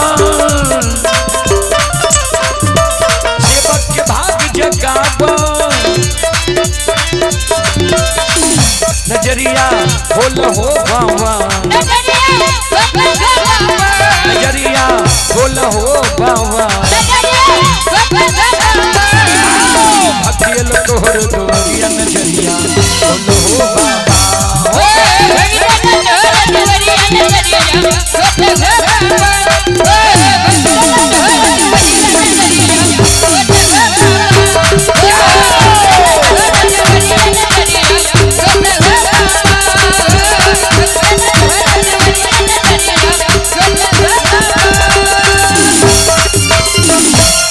बोल बोल सच्चे दरबार की। आइए रंजीश कुमार की ओर से 21 रुपए के पुरस्कार आए हैं। शैलेंद्र यादव ब्रह्मोत्रा, पंचायत चंपानगर, जिला सुपौल के निवासी हैं। श्रद्धालु की ओर से 101 रुपए के पुरस्कार आए हैं। श्रद्धालु को बहुत बहुत धन्यवाद, लाख लाख शुक्रिया, बहुत बहुत साधुवाद। जय हो दानी श्रद्धालु की जय हो, उनके समस्त परिवार की जय हो।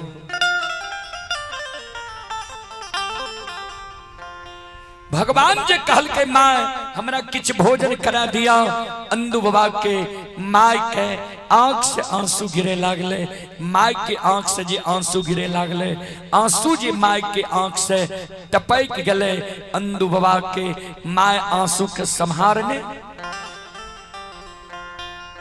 अंधु बाबा के माय आंसू के संहारने भगवान लग से आंगन जाय छे।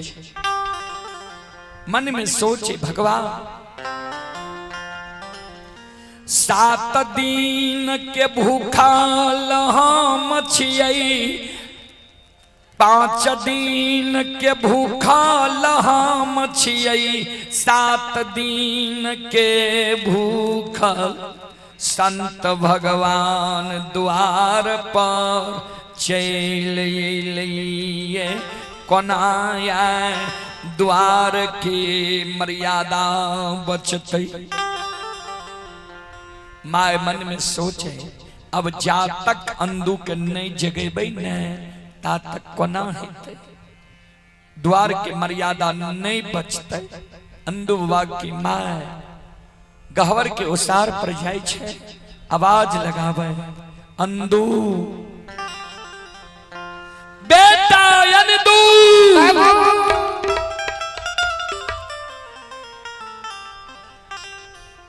एक बेर बेटा तू गहवर के केबार के खोल, बाहर आ, नहीं तो बेटा द्वार की मर्यादा नहीं बचतो। इतने को बात तय माय बोलले। अंधु बाबा गहवर के केबार के खोल, माय तोरा शपथ दिलियो रहे गहवर के केबार नहीं खोले ले। तब गहवर के केबार खोल के तब तू गहवर के बार में ठोकर मार ली। की भेलो, किया कहे छी द्वार के मर्यादा नहीं बचते, किया एहन अशुभ बात मुंह से बाजै छे तो। माय कानैये तोरा जे कहलियौ त गहवर के बार लगा लही। बेटा तू तो गाँव गाँव भगत गईने घूरे छी, तोरा भोजन मिल जाय छो।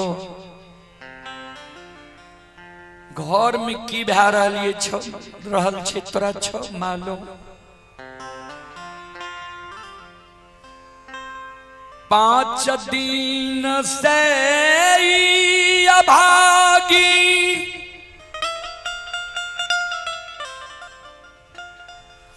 मायन के कारण मोकमा नगरी में भूखल छो।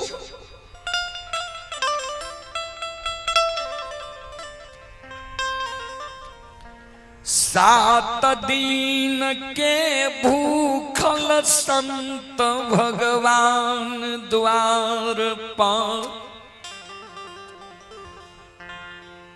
अन्न के कारण प्राण त्यागैल तैयार।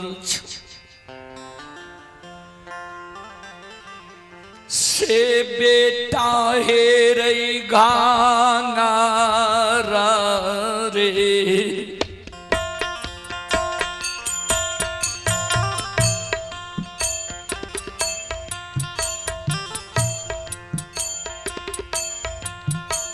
आरे नहीं छो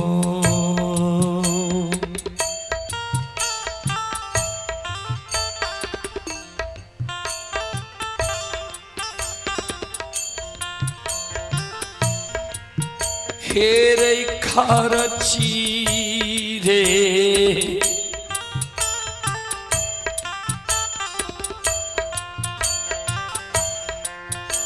बेटायान दो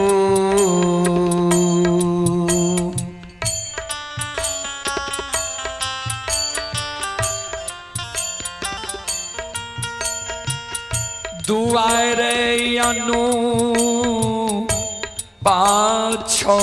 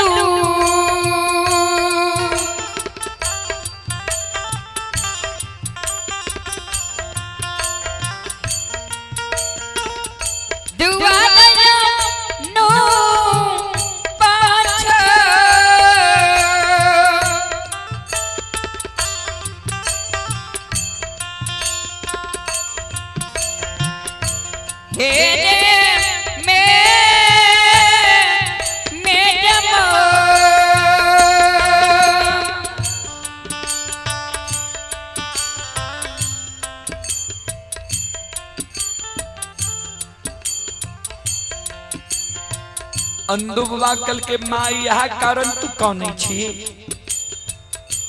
हेगे अपना घर में ने सीधा राशन नहीं छे 360 घर मालाकार छे मुकमा नगरी में केकरा ने हमर उपकार कैल छे शेर तराजू बगल में ला ले जो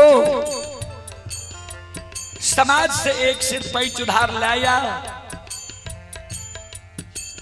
भोजन बना के संत भगवान के भी भोजन करा दी और तू भोजन कर।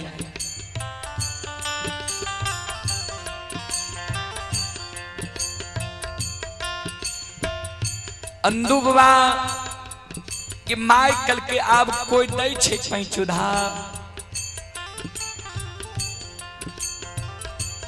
हेरे जे करे दुआर जाय छियै पैंच उधार मांगैले,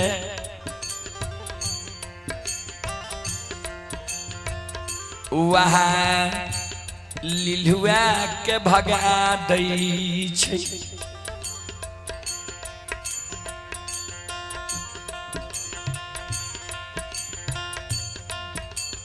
श्रोता बाबू,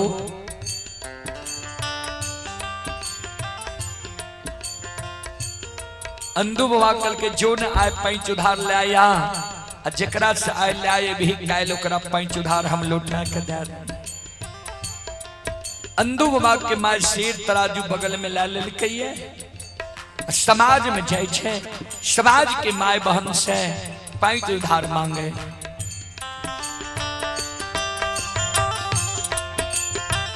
आहे पैंच दियो पैंच ये दियो, पैंच दियो पैंच ये दियो, मैया तैबा हिनिया ये बुकमा के, मैया तैबा हिनिया ये बुकमा के, अइलै द्वार अनुपा में जा मान मेरो, किया मैया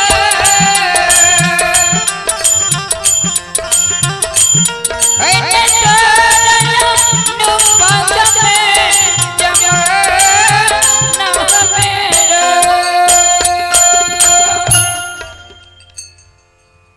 हे माता, हे बहिन, एक सिर पैंच दिया, द्वार पर अनूप मेजबान एलिए, ओकरा हम भोजन करा देबै।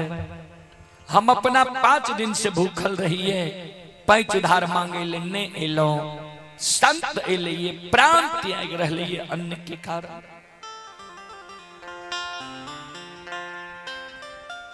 जे करे द्वार माय जाए,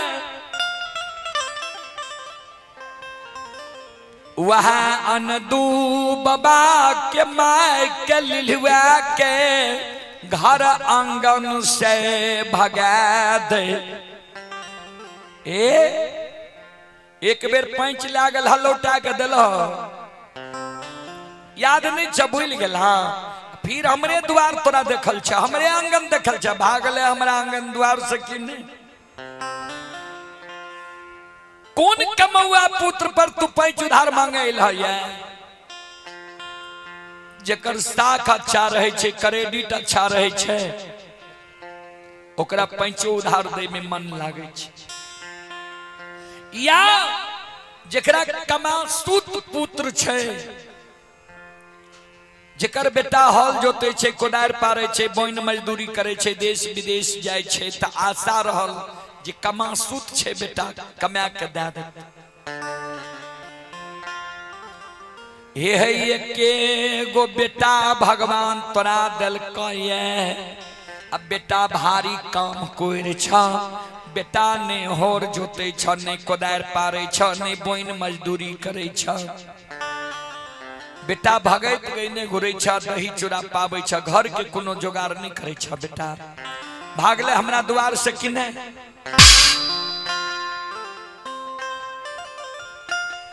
जे करे द्वार माय जाइए,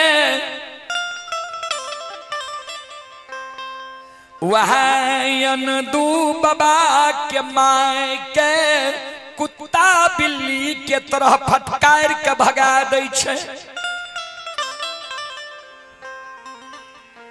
शेर तराजुल ने माय भागल आवे रहे, शेर तराजुल ने जे माय भागल आवे रहे ने मर्रन में उन्हें सावे रहे। अंदू बाबा के माय के आंख से जे आंसू गिरे रहे, जे कोई पैंच उधार नहीं दिल के आप द्वार के पैत नहीं रहते। अंदू बाबा के माय के मर्रन में कहे, अंदू के माय की वे लकिया कान लावे छो।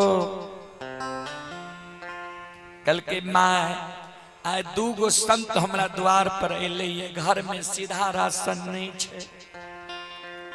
संत 7 दिन के भूखल छे, प्राण त्यागे छे द्वार पर। कहू ते अगर संत हमरा द्वार पर मर जेते, हमरे टा मर्यादा भंग हेते कि पूरा मुकमा नगरी के मर्यादा भंग भै जेते।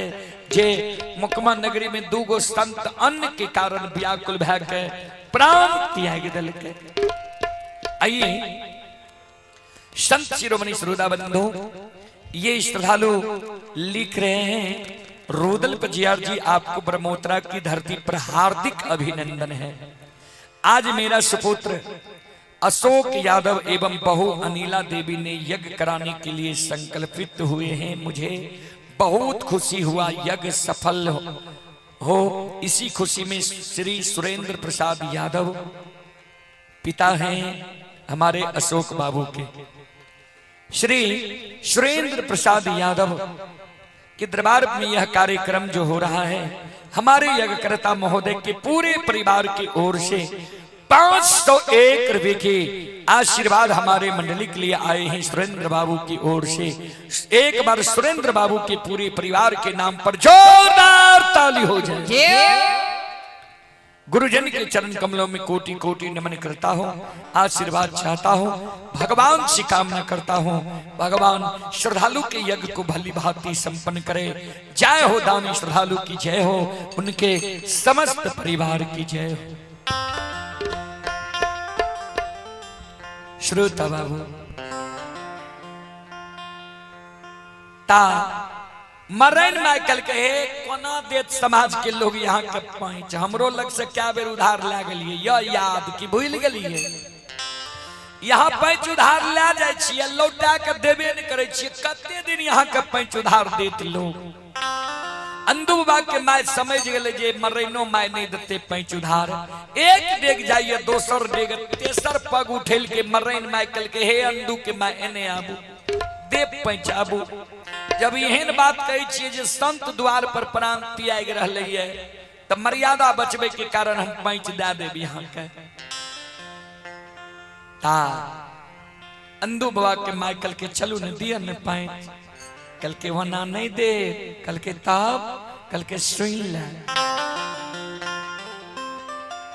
हे हाय लौट का गिरही भवन तू चल जा,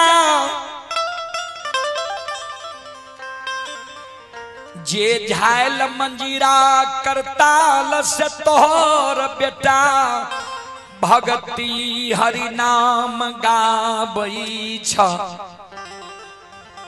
उझायल मंजीरा करताल जाल ने आब हमरा लग बंधक राख दो। एक पंथ दुई काज, झायल मंजीरा करताल जे हमरा लग बंधक राख देबह, एक सिर पैंच तोरा दे देब, संत भगवान के भोजन करा दिहो। तोरा बेटा के भगत हरि नाम भी छूट जेत। झायल मंजीरा करताल रहबे न करते तो बेटा भगत हरि नाम कोना गई, द्वार के मर्यादा भी बैठ जेता। ए अंदू के मैं हमर बात तो ध्यान से सुना। झायल मंजीरा करताल जे हमरा लग तू बंधक राख देबो, वो झायल मंजीरा करताल के बदला में एक सिर पैंच तोरा देबो। ए अंदू के मैं तब तोरा हमें है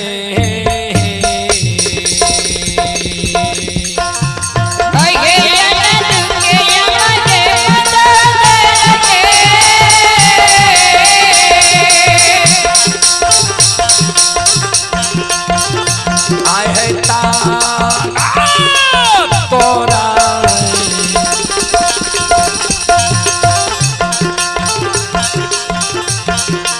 देवाया माहे मदोदर आ देव तोरा बच्चा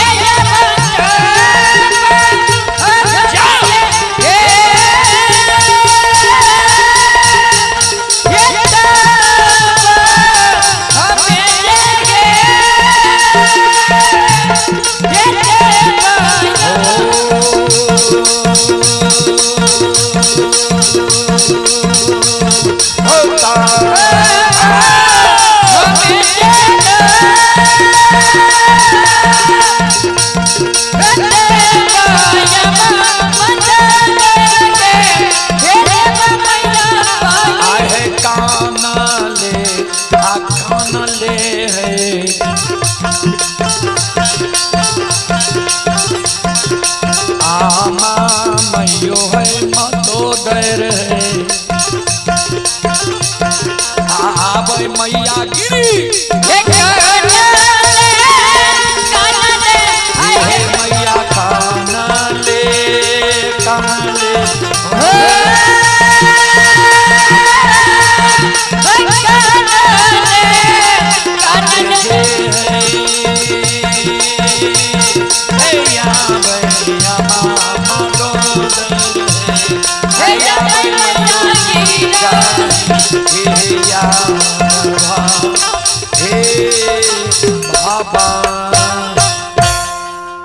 कानल कानल अंदुबा के माय गृही भवन आबै छै शेर तराजू के गहवर के वो सार पर फेंक दै छै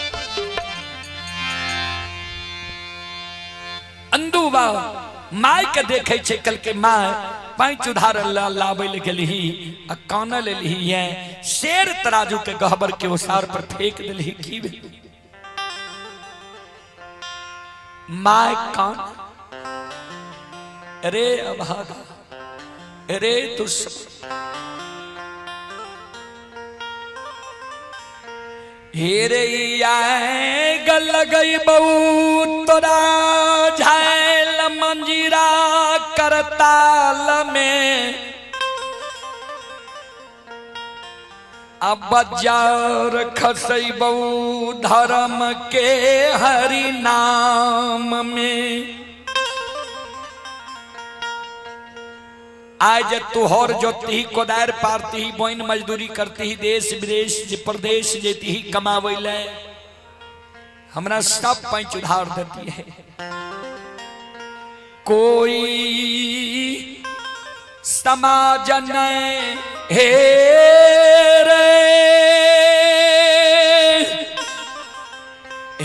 रे दिला को अन दूरे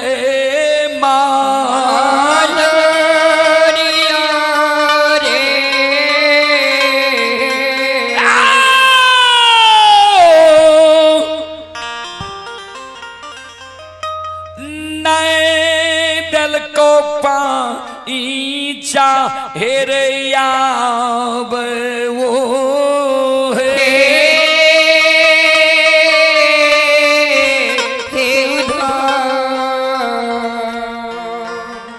कोई समाज के लोग पैच उधार नहीं दल को जकरे द्वार गलिए वह लिलुआ के द्वार से भगा दिल अंदू बाबा कहल को की कल के मर्रैन माय कहल को जे झायल मंजीरा करताल से बेटा तोहर भगत हरि नाम गावे छ जा उ झायल मंजीरा करताल लेने आब हमरा लग बंधक राख दो तब तोरा पैच उधार देबो अंदू बाबा सिर पर हाथ ला के गहवर के उसार पर बैस गेले गोसाई ए हो यह मौन रहा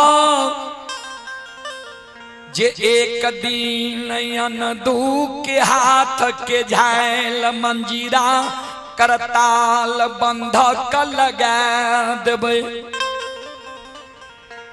कथी ले हमरा धर्म के भक्त पजियार बनेल हो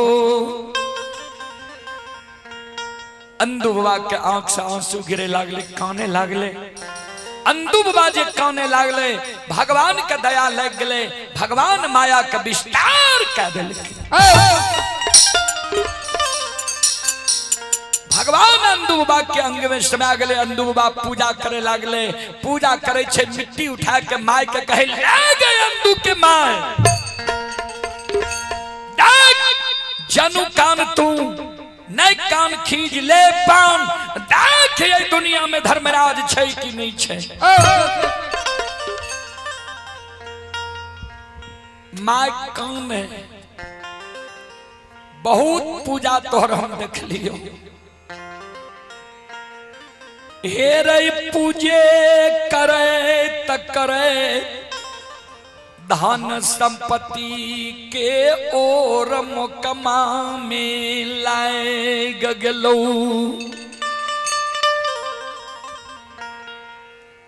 अंदू बाबा तो पूजा कर रहे माय के कहे ले पकड़ पाऊं देखिए दुनिया में धर्मराज छै कि नहीं छै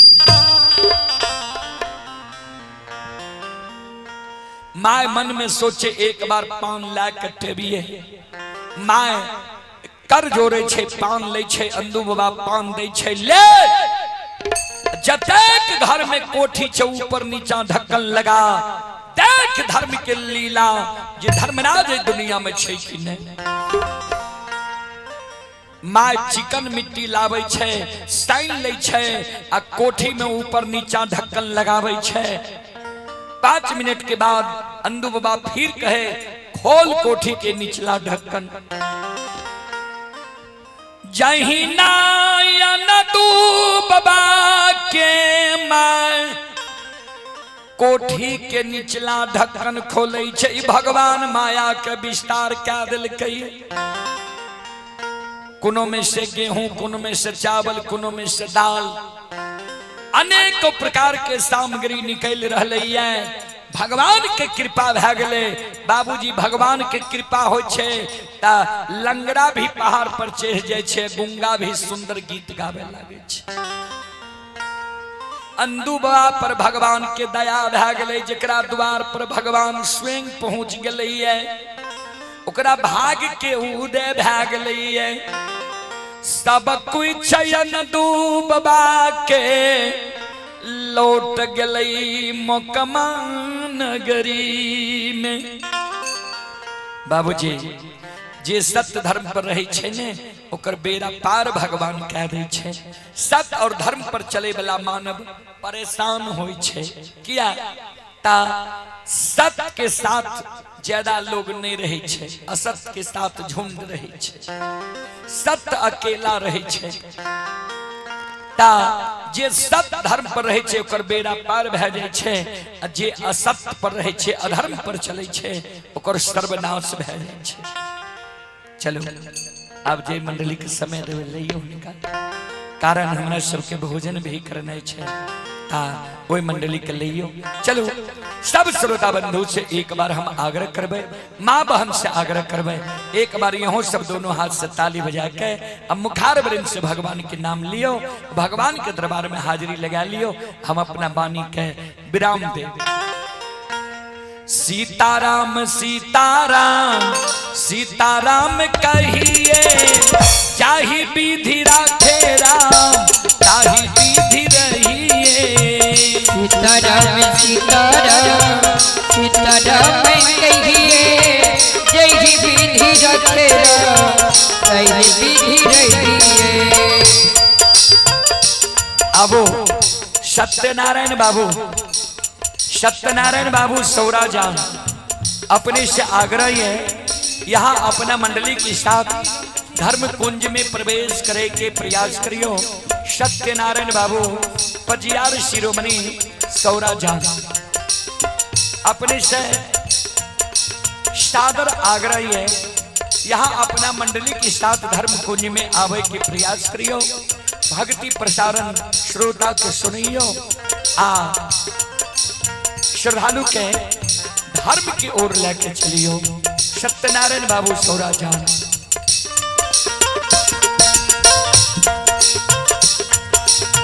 मन में हो राम राम,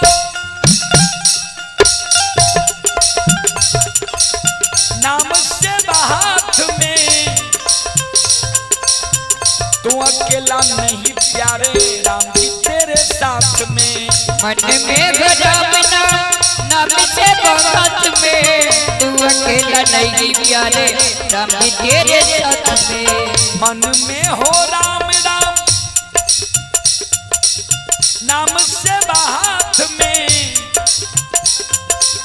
तू अकेला नहीं प्यारे राम जी तेरे साथ में। मन में राम नाम, नाम से हाथ में, तू अकेला नहीं प्यारे राम जी तेरे साथ में। विधि का विधान जान, विधि का विधान जान, हानि लाभ सहिए, चाही विधि राखे राम, ताही विधि रहिए। सीताराम सीताराम सीताराम कहिए, जय विधि रखे राम, जय विधि रहिए। सीताराम सीताराम सीताराम सीताराम कहिए जही विधि रखे तही विधि रहिए। आइए पुरस्कार की ओर। आप हैं पंचानंद बाबू, पंचानंद यादव की धर्म पत्नी सुलेखा देवी। 51 रुपये की पुरस्कार आए हैं संजय यादव के सुपुत्र सूर्यादित्य कुमार सौरा जान की ओर से 51 रुपये की पुरस्कार आए हैं। श्रद्धालु को बहुत बहुत धन्यवाद, लाख लाख शुक्रिया, बहुत बहुत साधुवाद।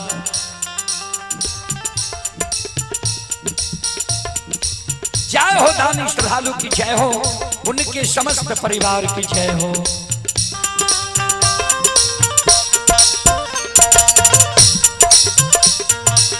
किया अभिमान तो फिर